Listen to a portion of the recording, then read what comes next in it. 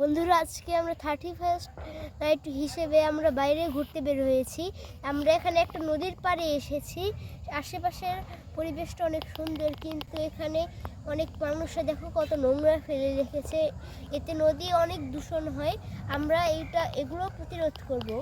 তো যাই হোক, ওখানে দুটো বট গাছ দেখতে পাচ্ছ, চিনতে পারছো ওখানে এটা কি কোন বট গাছ? এখানে কিন্তু একটা সিনেমা হয়েছিল, একটি ভূতের সিনেমা। এখন 2024 সালের শেষ সূর্যটা ডুবে যাচ্ছে। আমরা আগামীকাল নতুন সূর্য উঠবে, সেটাই হবে হলো 2025 সালের নতুন সূর্য। এখন আমরা সাইকেল চালিয়ে নদীর ওই পারে যাবো। তাহলে আমার সাথে চলো।